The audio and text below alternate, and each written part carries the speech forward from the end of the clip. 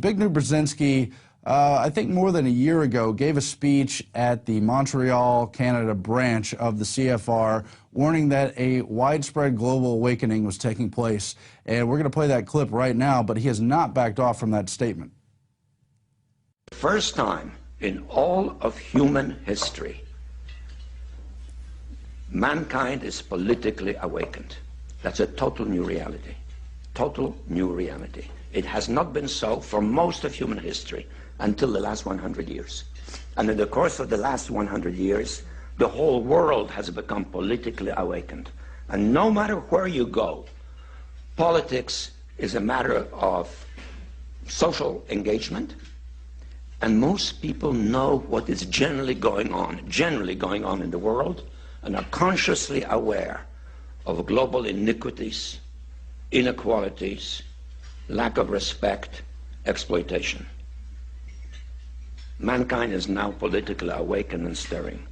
The combination of the two, a diversified global leadership, politically awakened masses, makes a much more difficult context for any major power, including currently the leading world power, the United States.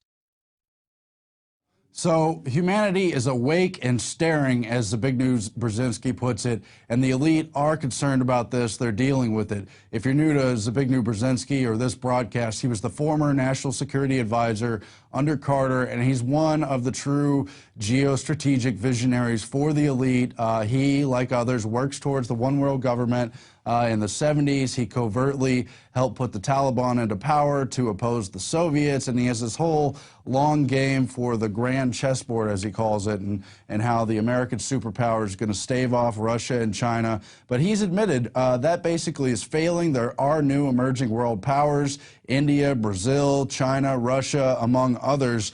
And though those powers are themselves changing America's hegemony over the world, the British, Anglo-American Empire, and the other players in NATO and so forth. And that's all part of his new book, Strategic Vision. And we've got an excerpt here from it where he continues to talk about the awakening of humanity as a major factor. Indeed, the changing distribution of global power and the new phenomenon of massive political awakening intensify, each in its own way, the volatility of contemporary international relations. That's an excerpt from his intro, as is this quote. With the foregoing in mind, this book seeks to respond to four major questions. So he's got four major questions in this book, and number one of these major questions is, what are the implications of the changing distribution of global power from west to east, and how is it being affected by the new reality of politically awakened humanity? Now, what are we really talking about here? What are the elite concerned about when we talk about this global political awakening of humanity? We're talking about people who are aware of their covert hidden agenda for a one world order. People have been talking about this for decades, since the 50s.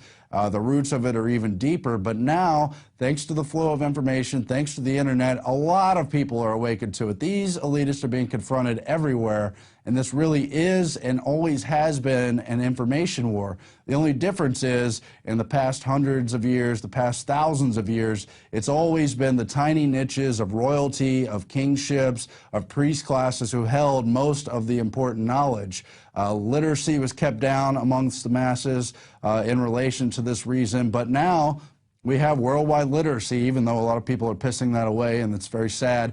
And that literacy comes at a time when we have this global internet age. We have a short window of time when a lot of people have the chance to know what's really going on with these global elites, see their power for what it is, and if we can, seek to change the dimensions of those power. Now, of course, other foreign powers, China, Russia, they're not the friends of humanity either. They're on the chessboard, though, and it's going to be important what decisions they make as well. That for the first time in human history, for the first time in all of human history, almost all of mankind is politically awake, activated, politically conscious, and interactive.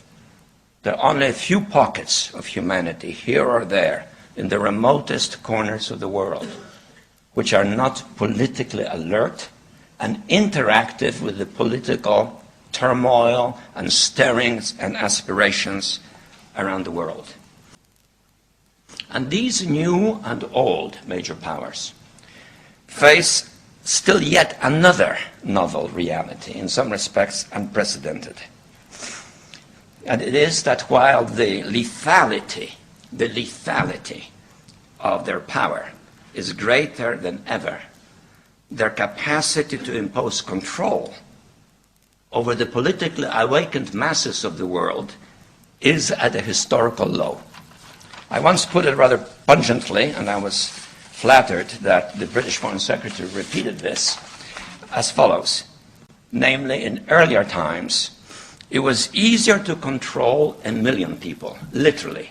It was easier to control 1 million people than physically to kill 1 million people.